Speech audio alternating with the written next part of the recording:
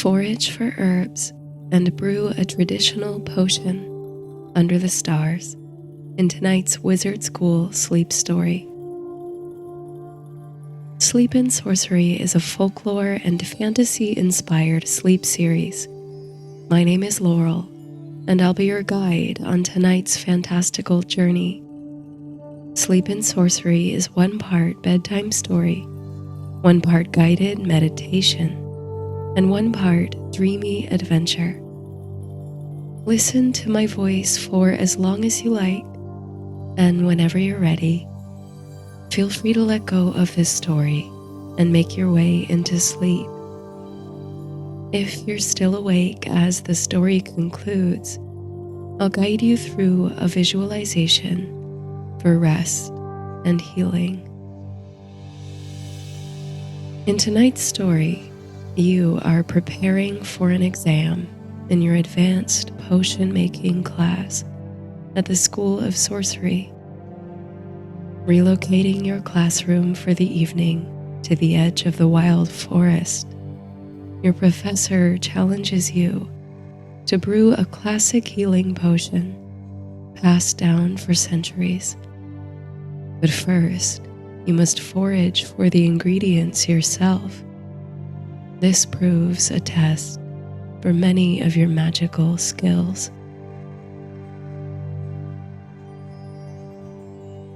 9 powers of 9 flowers, 9 powers in me combined, 9 buds of plant and tree.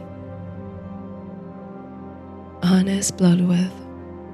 Translation by Robert Graves.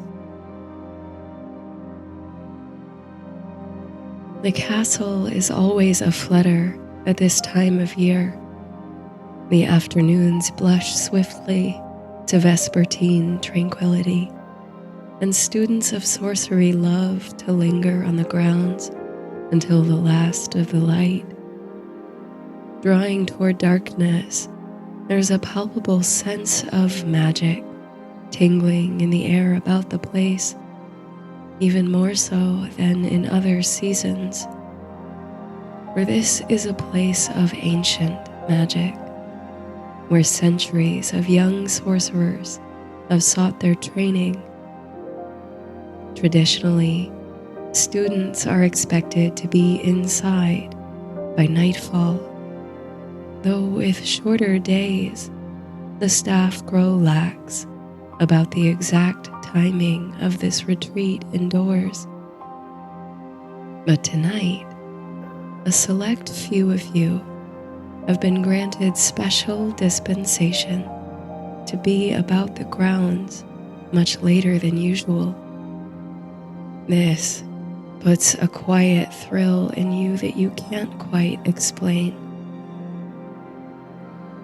Although you can't say you've been looking forward to midterm examinations, you have to admit that the circumstances of this evening's gathering have piqued your curiosity. Instead of meeting in the classroom in which you've spent weeks studying the art of herbalism and potion making, you're expected to take the examination outdoors this evening. The news arrived on the wings of one of the school's messenger ravens, a note from Professor Bain with a meeting time, location, and a reminder to bring your wand and dress for cool weather. You haven't had the chance to confer with any of your classmates yet. Today's schedule was packed with classes, cramming, and homework, but you're eager to find out what they think the exam will be. The course, thus far, has been one of the more fascinating you've taken in your time at the School of Sorcery. The professor, a renowned potion maker, brings intimate knowledge of wart cunning to the classroom, along with an intuitive approach to brewing technique. She's a marvel to watch in demonstration, combining the fundamentals of potion making with a poetic sense of the significance of each ingredient. Never have you truly appreciated the properties of, say, ivy, but after one lecture, you feel deeply connected to both the mythological and medicinal significance of the plant, so much so that any time while strolling the castle grounds you come upon a wall of climbing ivy, you feel compelled to bow your head in reverence to it, this driver away of ill spirits and symbol of the Roman god Bacchus. And thusly, every potion you've brewed in the hands-on classes has been imbued with greater magic. You've rarely felt more inspired. As the hour draws near, you close the potions textbook on your lap and reach to your wardrobe for a knitted sweater to throw on over your shirt. You pull your school robes on over that, tucking your wand safely in the inner pocket. There's only so much studying you can do for this kind of exam, you suppose. Professor Bain isn't the type to expect you to have memorized 100 recipes. More likely, you'll be challenged to demonstrate core skills and fundamentals of herbalism and potion making. At the last moment, before leaving the dormitory, you reach for a little box under your bed. Inside are several small items collected from your time here. But there's one object in particular you seek, a small bronze coin. During your first ever class at the School of Sorcery, this coin was part of a first level spell for good fortune. And after a few years, you fancy it still carries a bit of good luck, even if it's all in your mind. You slip the coin in your pocket, hoping it brings you success in tonight's exam. And with that, you're off and out the door. Passing by the portraits and landscapes on the walls, you make your winding way down the steps of the old castle. There's plenty of time, you think, to detour through your favorite corridor, the one lined with dozens of authentic suits of armor. They gleam in the golden spill of late afternoon light from the pointed windows, making them appear like something out of a dream. There's a spiral stone stairway at the end of the hall, which leads straight down into the belly of the castle, the grand feasting hall, and the entrance. It's early for supper, but since you'll be out on the grounds until who knows how late, you make a stop in the feasting hall to fill up on snacks before you go down to the meeting place. During exam week especially, the cooks make sure to have round-the-clock sustenance available. You've certainly run down here at midnight to gather pastries and sandwiches during an all-night study session for alchemy. A few others from your potions class seem to have the same idea as you. They're stuffing their pockets with pies as you enter the hall. Minutes later, having stashed as many items as you can fit in your robes, you and your classmates depart the feasting hall together, making for the castle grounds. Professor Bain's note instructed you to meet her at the mouth of the forest near the caretaker's cottage. It's still just barely light as you start down the craggy hill toward the forest below, so there's good visibility. Smoke puffs from the chimney of the little cottage in the basin where the caretaker sleeps. His garden is flush with fall florals, dizzying dahlias and zinnias abound. And beyond that, a homegrown pumpkin patch with some of the most magnificent pumpkins you've ever seen. On your approach, you catch a whiff of whatever is cooking inside the caretaker's cabin, something superbly spiced. But on past the cottage and garden you go, to the base of the great slope, where the grass meets the dark foliage of a big, wild forest. As students, unless accompanied by a professor for educational reasons, you're not allowed in the wood. Rumor has it that all manner of magical creatures run rampant therein, from unicorns to manticores. You wonder if tonight's assignment will take you past the threshold of those border trees for the first time. And there, set at equal intervals, right along the grass at the edge of the wood, are 9 wide-mouthed cauldrons hung over small piles of kindling. 9 cauldrons, one per student. It is achingly picturesque, the sight. Something about it stirs an indescribable sense of magic within you, making your skin tighten into goosebumps.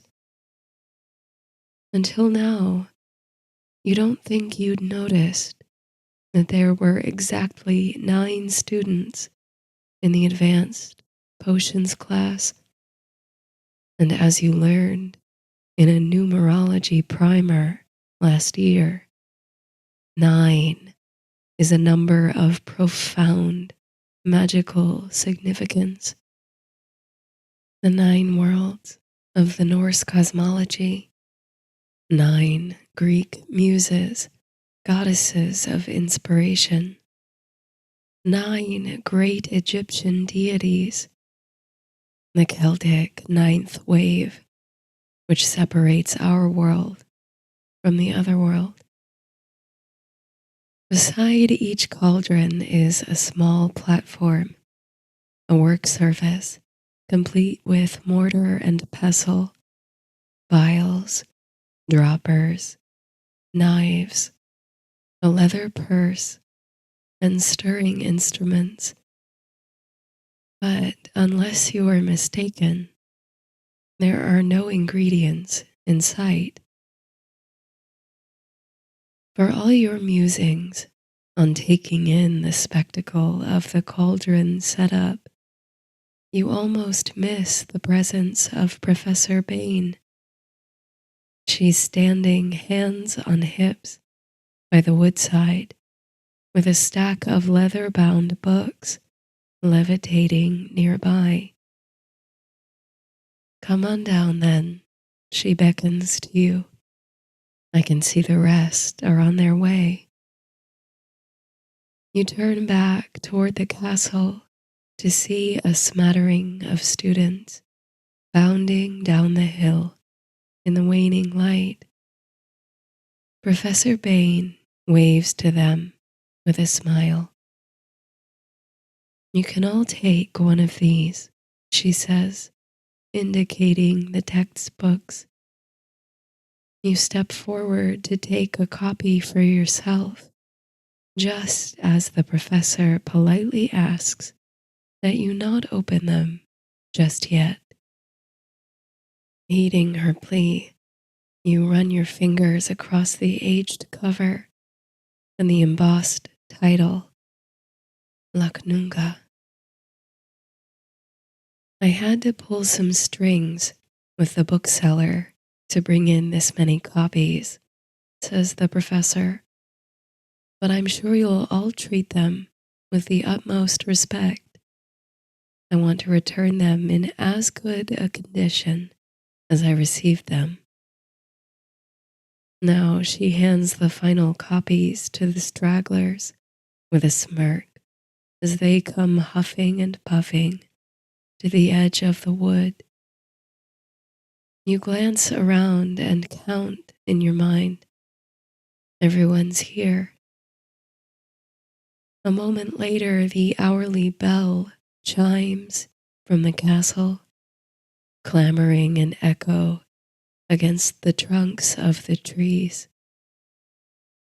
The sun is quietly disappearing over the mountains and the lake, leaving amber and purple streaks across the sky.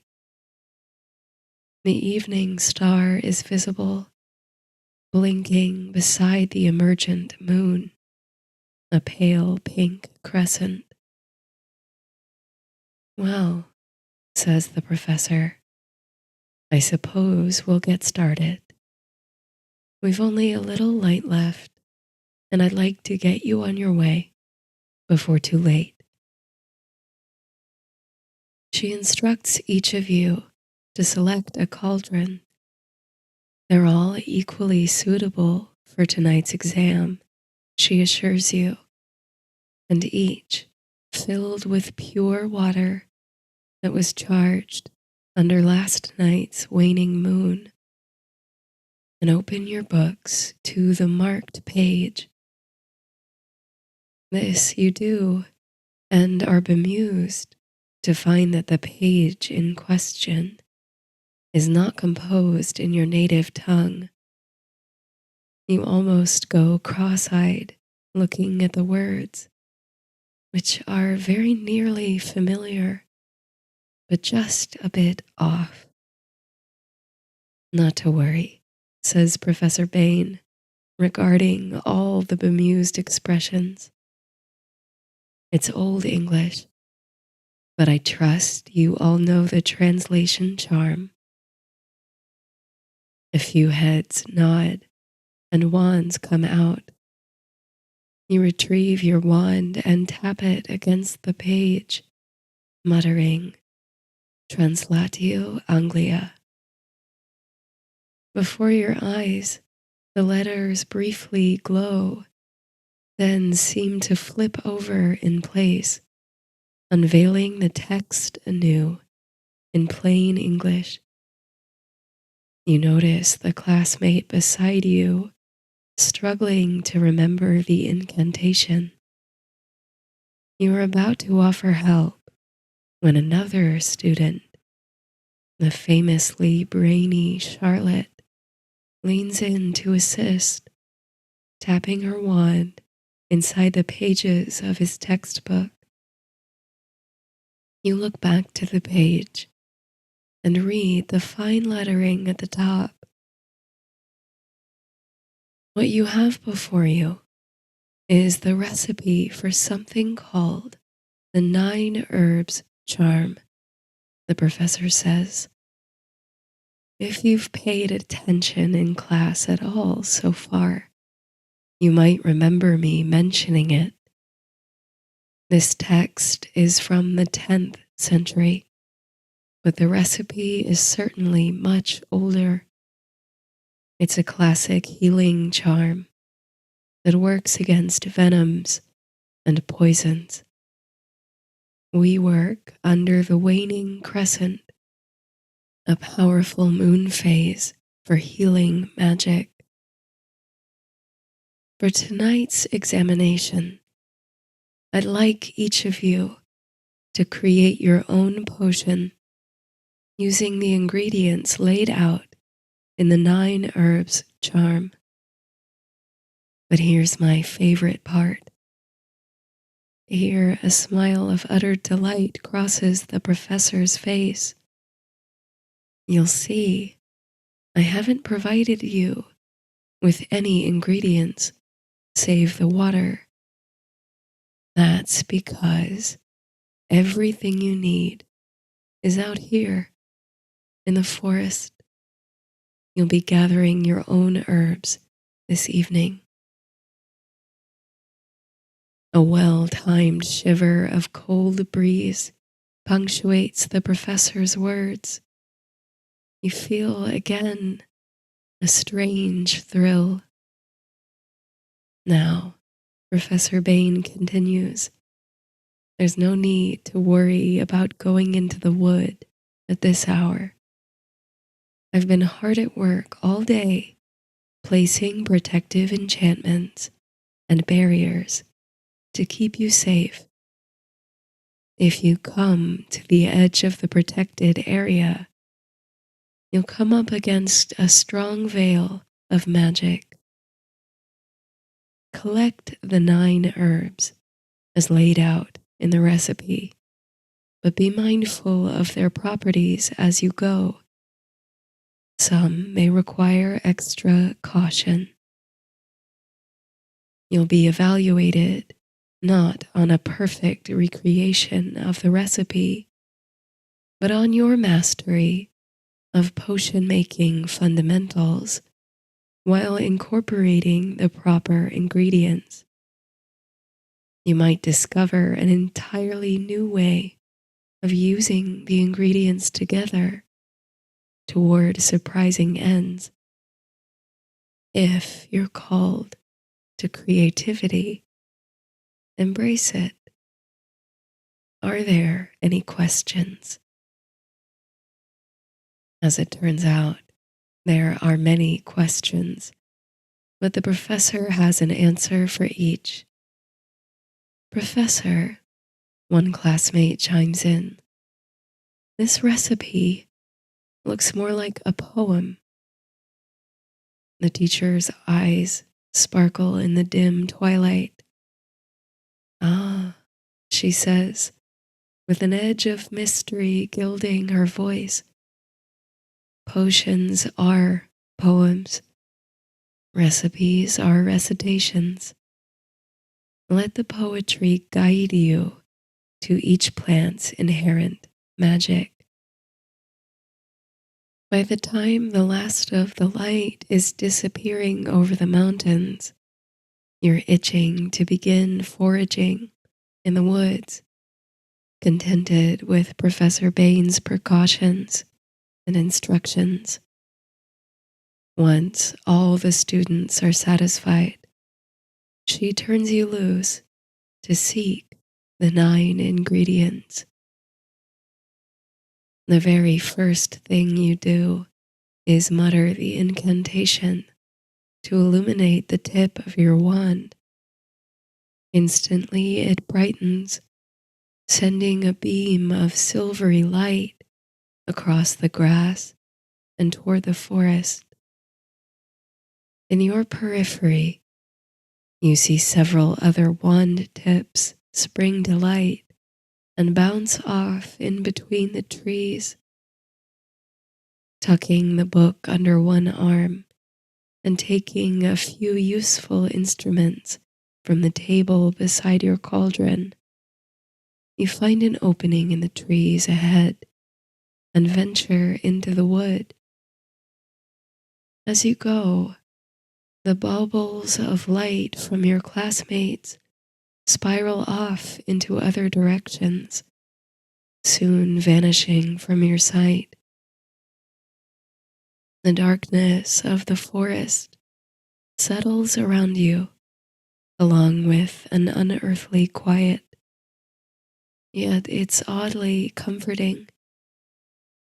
You come seeking plants, listening for the messages they whisper, so the darkness and quiet only amplify your senses. Once you've gone a few strides into the thicket, scanning the forest floor with your wand light, you begin to notice familiar foliage, mosses, and flowers gathered round above ground roots. You stop, reopening the textbook to the recipe for the 9 herbs charm. Your classmate was right. Rather than a straightforward list of needed ingredients, the text reads like Anglo-Saxon poetry, with the poet addressing each plant in turn, praising its achievements and qualities. Of mugwort, they write, "You were called Una, oldest of worts. You have power against poison and against infection." And waybread, or plantain, they hail as mother of herbs, open from the east, mighty inside. You are pleased to find that each and every herb listed in the recipe is one you've worked with or studied under Professor Bain, each with its own mythological weavings and medicinal uses. Most of them you'd recognize on sight, and the rest, fortunately, are illustrated on subsequent pages of the text. And with delight, you find the first of the plants you seek, speckling the forest floor about your feet. You might recognize this plant anywhere for its daisy-like flowers, white petals with bright golden eyes. You've hung such flowers out to dry and steeped them into teas for rest and calm. It's chamomile. Bending down to gather armfuls of the flowers, you softly swoon at the delicate scent, so reminiscent of cozy nights by the fireside, clutching a mug of hot tea. Your mind spins back to a particular memory of convalescing from a lingering cold when a beloved caregiver brought you chamomile tea and a warm compress for your forehead. How your body tingled and mind went fuzzy after drinking it, sending you sweetly into a regenerative sleep from which you awoke with your fever broken, a new energy. It's right that this should be a chief ingredient in a classic healing potion. You're not sure how much you'll need of each herb, but you recall the professor's advice in an early gathering of the class to harvest respectfully, never taking more than half. You're sure there are more patches of chamomile sprinkled throughout the forest, but still you have a mind to leave some for your other classmates. So you carefully cut a few sprigs of chamomile and stash them in the leather bag. One down, you think. 8 more to go. Quite quickly, you're able to find the footprints of several other required ingredients along the way. Waybread or greater plantain, lamb's cress creeping over damp soil, entwined with a different silvery herb, chervil with its feathery leaves, which, when rubbed between your fingers, release an oil with the aroma of myrrh. Betony, a miraculous plant with the ability to soften anxiety, arthritis, migraines, and more. Also a favorite of those who seek protection against dark sorcery.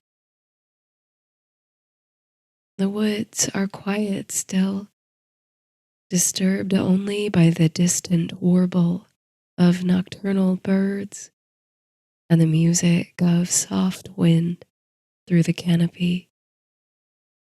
The trees here are old, some maybe thousands of years old, twisting together at their leafy tops and, perhaps deep in the ground. You make your own path now, for the roots grow thickly above the soil, making obstacles and labyrinths to traverse.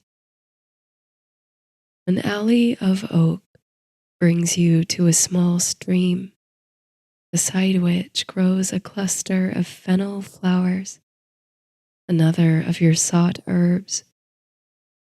You kneel to cut the stalks carefully, releasing the anise-like fragrance. You recall Professor Bain's lecture on the curative properties of fennel and its cousins, their powerful aids for digestion, and even able to improve one's eyesight. But beyond the medicinal use, you are reminded of fennel's place in classical mythology. It was inside a hollow fennel stalk that Prometheus, the Titan, concealed the spark of fire to bring to mankind. Though he was sorely punished for the theft of divine fire, he was later venerated as a benefactor to mankind. You like to think of the gift of fire as something like the gift of magic. By bringing it to humanity, Prometheus gave you the power to create change in the world, to warm your homes, to light the darkness, to prepare food, and yes, to make potions. As a breeze ripples the stalks, releasing more of their tantalizing scent across the trickle of water, you can almost hear the fennel whispering to you. Magic is everywhere, seen and unseen. Continuing your search, you come to wonder how far you've wandered into the forest. You have something of an answer moments later when you glimpse a shining curtain of light straight ahead. You draw closer to it, watching the way strands of light, like a luminous tapestry, twist between the trees, like a net floating in gentle waves of water. This, you suppose, is the enchanted barrier drawn by the professor for your protection. Beyond it, the expanse of forest is vague, blurry, and inaccessible. You wonder what manner of wonders lie in the darkness beyond that shimmering veil. Returning to the task at hand, you refer again to the text to assess your outstanding ingredients. There are only 3 left now.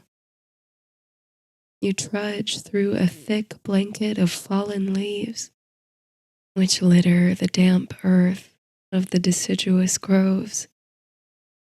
They're not all fallen just yet, but those that lie are turning to compost underfoot, feeding the soil and the plants that grow here.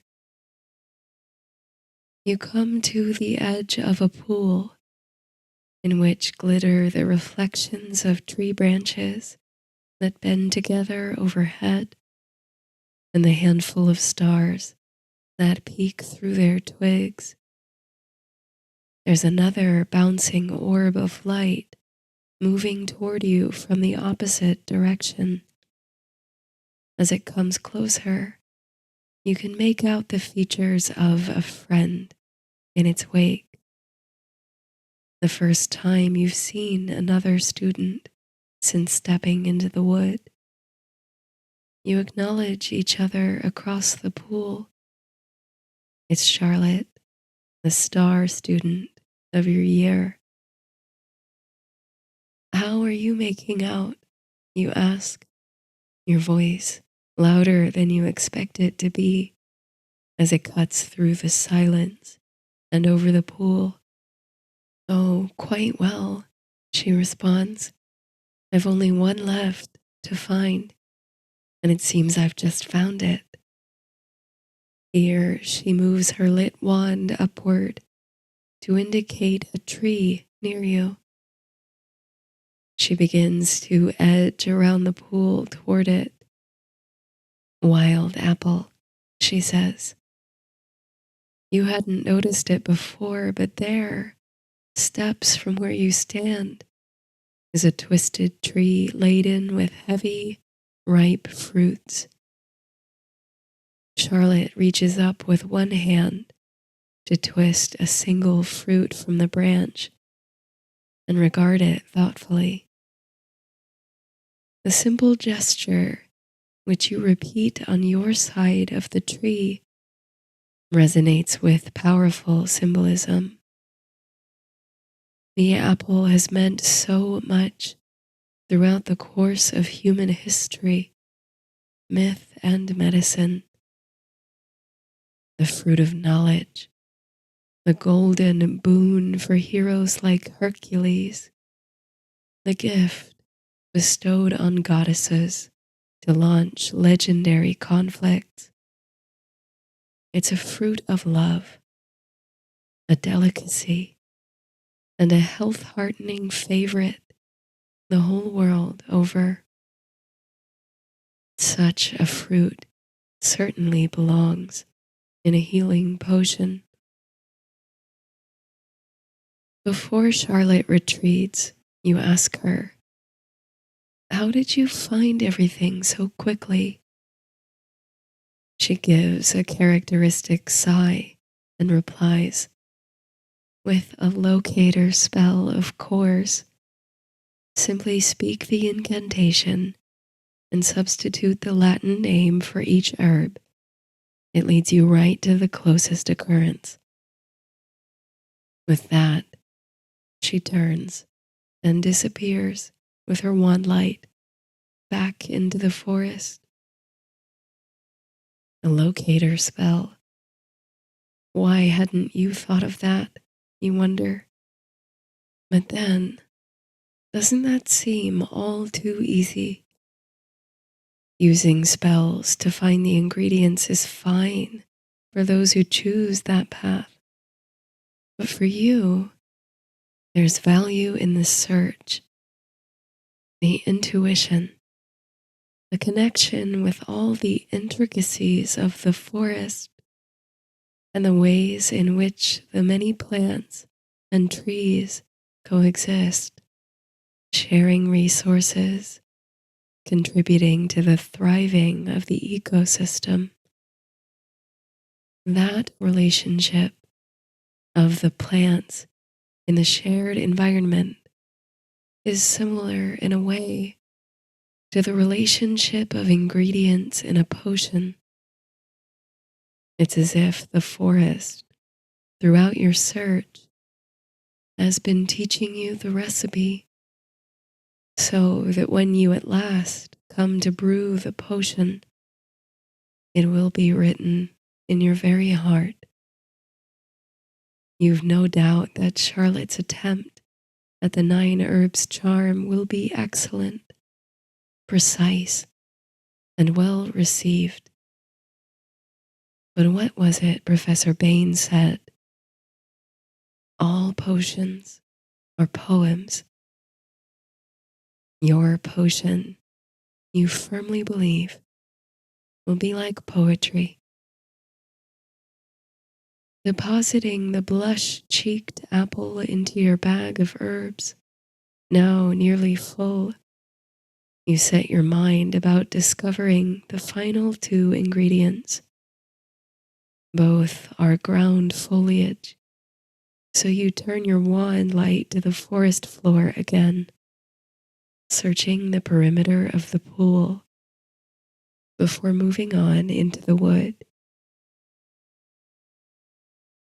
Before long, you come to a wild flowering patch of stinging nettle, leaves spined with little hair-like points, which you know will sting to the touch. It's quite the challenge to forage for such a plant.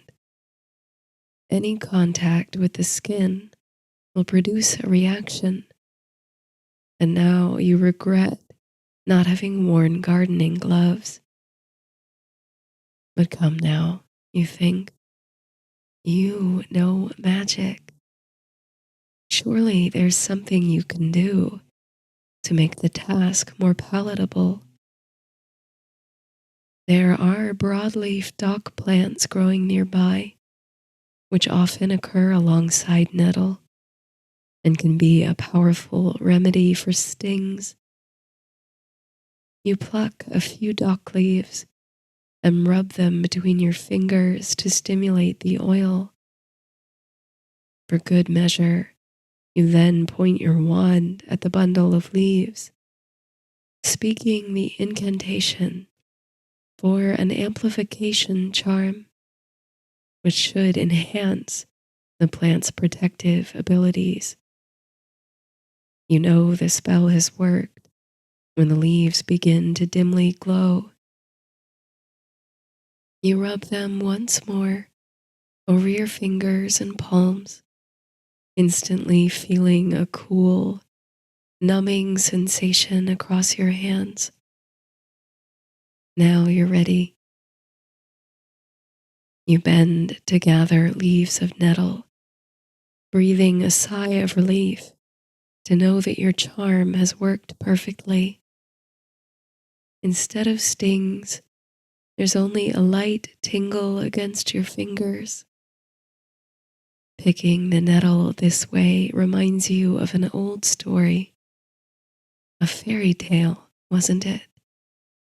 About a young woman whose brothers were all turned to birds, swans, and the only way to return them to their human form was to weave them shirts of stinging nettle, despite how the plant stung her hands. Yet from such a fiery leaf comes great medicinal power. Nettle is anti-inflammatory, reduces muscle pain, and relieves stress. It seems as if the nettle speaks to you. Look beyond the expected to find the true source of magic. Now, there is only one more herb to be harvested. The first one listed in the charm and hailed as the oldest of herbs, mugwort, known to you as Artemisia vulgaris, named so after Artemis, the Greek goddess of the hunt. Some myths held that Artemis was born from a mugwort plant. You can almost hear her footsteps in the untroubled silence of night, dashing through the forest with her companions, the deer. You wonder if you can hear the voice of Artemisia in the same way. just as you've heard the nascent whispers of the other plants on your herbal path. You close your eyes and listen tenderly to the song of the forest, searching inwardly for the strain of mugwort's magic. Your lips settle into a dreamy smile when you begin to understand, and you find yourself almost laughing. How funny, you think. She was here all along. It's true. On every step of your journey tonight, silver green leaves of delicate foliage have crept their way into the patches of plantain, fennel, and chervil. You've had your hands in it, even, while harvesting the other ingredients, and never noticed. That's a wonderful property of mugwort, you suppose, that it can grow anywhere. It winds its way through a life, often unnoticed, spinning its magic threads. Even now, it springs up at your feet. You follow spare patches of it several paces, as if you're tracking the footsteps of its goddess namesake, until you come to a sprawling blanket of it at the feet of an ancient yew tree. Her fragrance is potent, sending your mind to sway. Hypnotic, how the spaces betwixt her lace leaves catch starlight, how the moon is in her face. I would know you anywhere, she seems to say, fluttering and flashing the silver underbelly of her green leaves. You're tempted to step into the mugwort meadow and lie down, curl up in her softness, and drift to sleep. It would be fitting.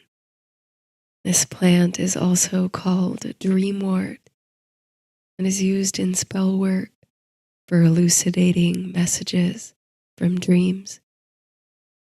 It's a plant of clarity, intuition, and prophecy, oldest of words, and most exalted of all the ingredients in the 9 herbs charm. With a loving hand, you cut sprigs of the soft foliage, completing your collection at last. With all 9 herbs in hand, you are almost sorry to leave the forest. What a tranquil and restorative evening you've had among the trees and plants. But there's a potion, a poem to be brewed at the wood's edge. So you must depart. You think you know the way back, but just in case, with a flick of your wand, you conjure a sparkling trail that maps the distance you've already traveled, magically retracing your footsteps.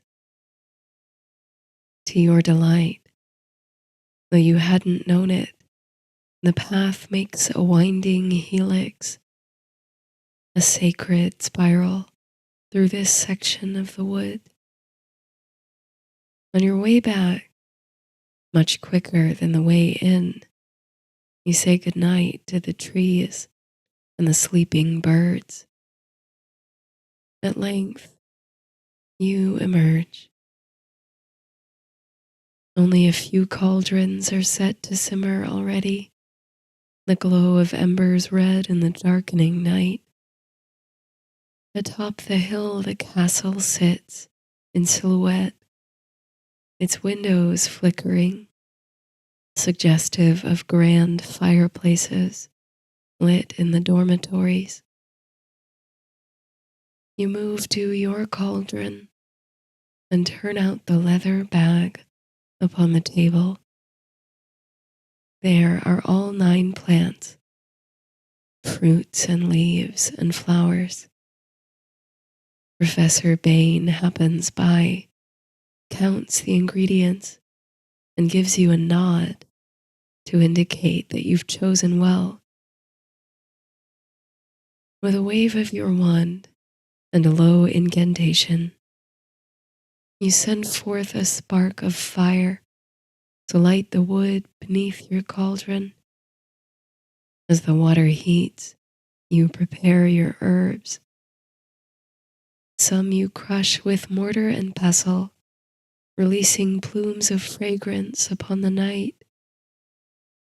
Others you cut carefully with a ceremonial knife. The apple you peel in one long corkscrew piece, hoping the pigment lends a pleasing hue to the potion. And when the water begins to simmer, you thoughtfully cast ingredients into its belly. With each casting, you consider the layers of meaning and magic in the plants, the messages they whispered to you in the wood. The steam rises, aromatic and potent, bewitching your senses. You take great care to stir only when needed, to allow herbs to steep well before adding others, and to infuse your task with sincere intention, the root of all magic. As you work, more students stumble out of the woods with overflowing satchels or armfuls of plants. Some have nettle stings on their hands, which Professor Bain sets right with a salve she carries. Soon enough, a student is working at every cauldron.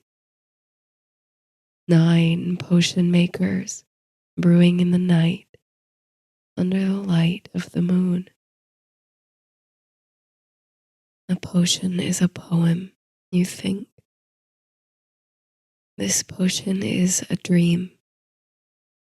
The recipe is written in your heart, derived from a ritual walk through the wood, a communion with the plants you now toss into the cauldron, incensed with apple peel and fennel seed, deepened with betony and plantain, lifted with chervil and lamb's cress, stung through with nettle, softened with chamomile, and lastly, spellbound with mugwort, the dreamer's plant.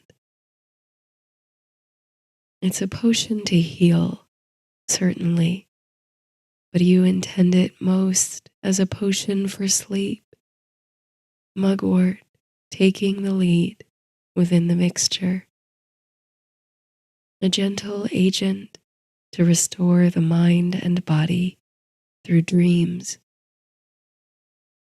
8 clockwise stirs, and 1 widdershins to set the potion. The number 9, of course, is strong in magic. On the final stir, a veil of sheer gold settles over the top of the potion. It might be invisible if it weren't for the mild light of the waning moon. It's done. As if she senses its completion, Professor Bain appears only a moment later and peers over the brim of your cauldron. She inhales the trails of steam. There's a deep aroma of licorice, spice, and candied apple. With a graceful hand, she ladles a portion into a small glass vial and holds it up to the light of the moon.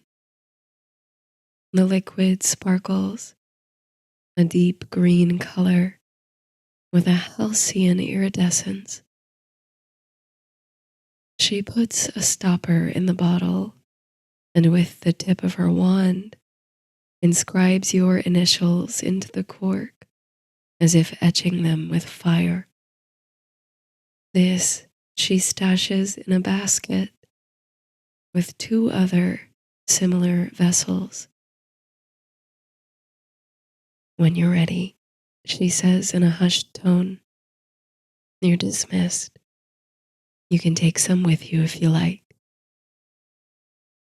It's only now that you realize 2 of your classmates have left their cauldrons, finished with the exam, and already back up at the castle by now.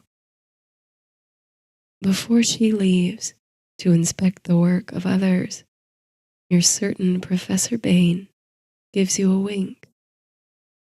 She must have liked the look of your potion. You'll know soon enough when you get your marks. Feeling accomplished and also suddenly immeasurably weary, you do decide to take some of the potion with you. With a steady hand, you pour a ladleful into one of the glass bottles provided, stopping it with a cork. Then, with a flourish, you extinguish the fire beneath your cauldron, leave the textbook on the table, and depart. Halfway up the rocky side of the hill, you stop and turn back to look at the forest and the threshold of cauldrons and smoldering fires before it. From here you can almost see, or is it an illusion cast by the scudding of night clouds across the moon? The shifting, shimmering barrier delineating the protected space of the wood.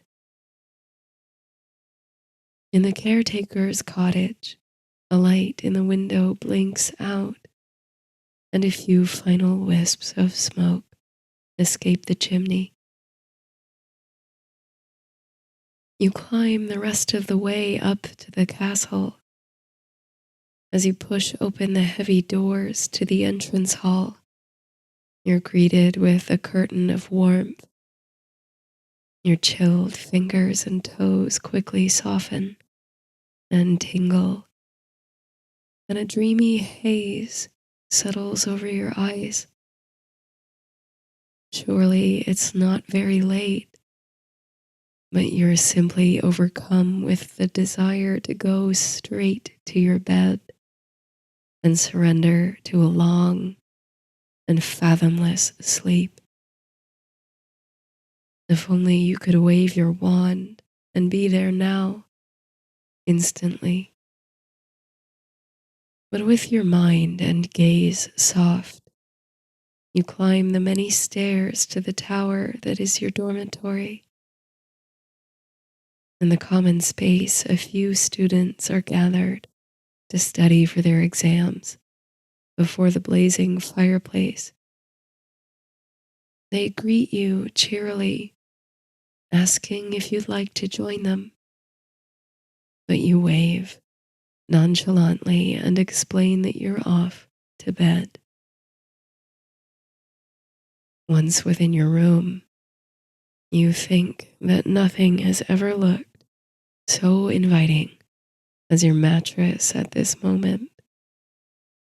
The plush pillows and thick blankets, the brocade curtains that drape from the canopy. You're ready to fall into the softness of it the moment you enter. but you stop to steal the briefest glance out the nearby window. The gleam of lit cauldron fire still pulses below, and the waning crescent moon glitters in reflection across the lake. Settling at last with a sigh into your bed, you draw the glass bottle from the pocket of your robes. Even now, the potion within shimmers. You unstopper it, take a deep inhale, and immediately feel waves of relaxation cascade over your body from head to toe. This potion is for dreamers, you think. And without hesitation, you take a small sip, savoring the autumnal blend of flavors of the elixir. It's a potion for healing through sleep. And with heavy eyelids, you settle back between the blankets, drawing closed the curtains around your bed. You slip sweetly into sleep, like an ice cube melting in a glass of warm water. Mugwort takes your hand and leads you into the labyrinth of dreams.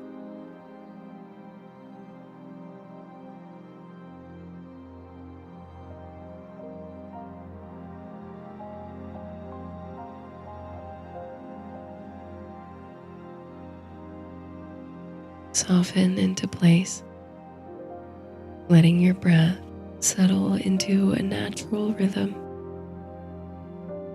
letting the belly rise and fall with your inhales and your exhales. Imagine that the breath is carrying away any tension, any worry,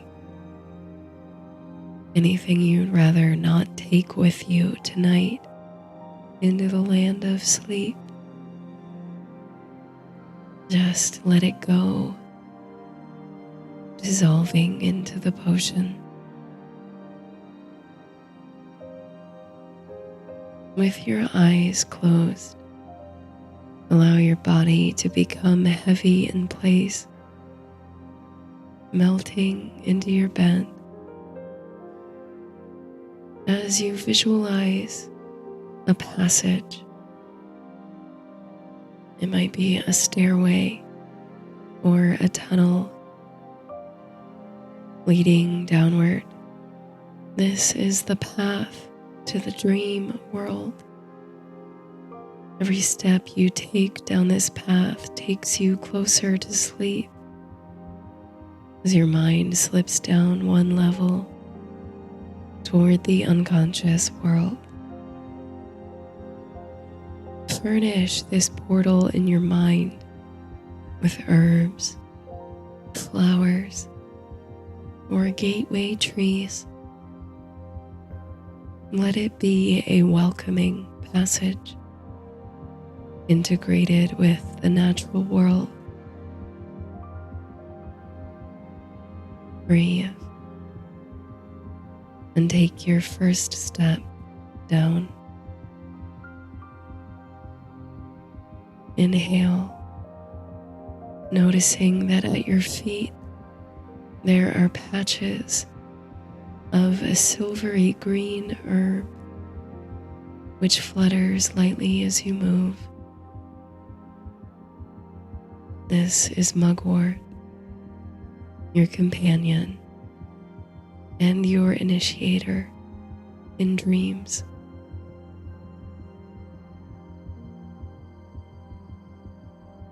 When you're ready, take another step forward and down, letting your mind soften deeper as you go. Now, speckling the path are a winding lane of broadleaf plantain, with long spikes of flowers extending upward from a gathering of leaves. Its presence clears the air, allowing your breath to become slower, deeper, and more nourishing.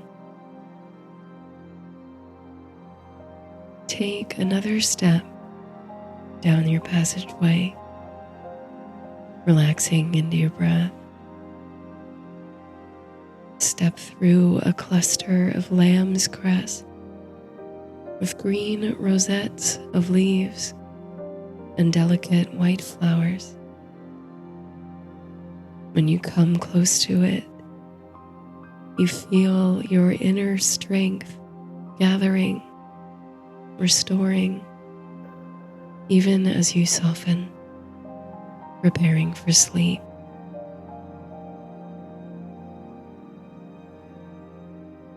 Another step down when you're ready, sinking down a level in your mind toward the dream world.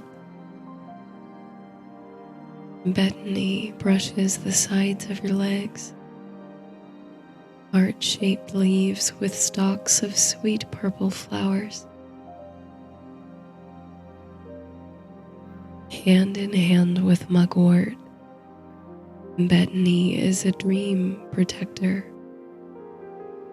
She will keep your dreams happy, productive, and safe.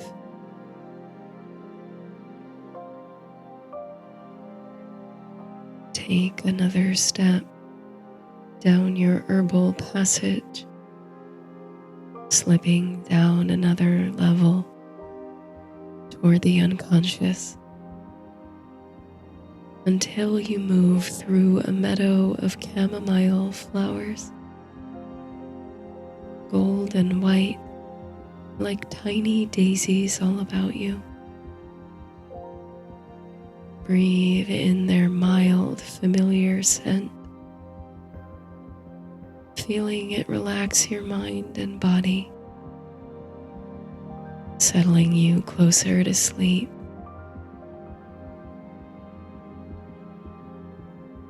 Move another step down, sinking deeper toward the dream world. Find, flanking the path, tall plants of nettle. Just by passing through, feel how the nettle promotes a sensation of cool relaxation, a slowing of your breath.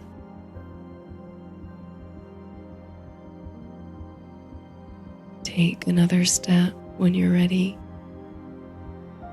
and look up to see the trees along the path full fruited with apples.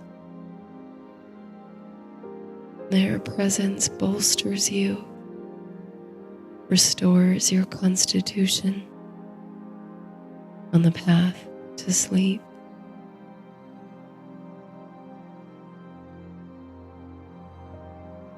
Now another step down the natural passage, sinking deeper down into your dream world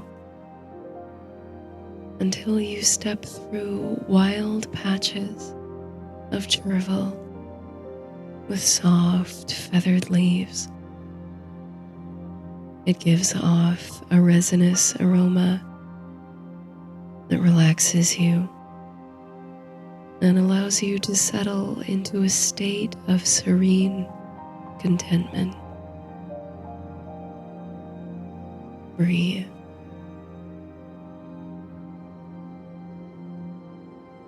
When you're ready, take another step down your path, finding at your feet large, flowering stalks of fennel, giving off an anise-like aroma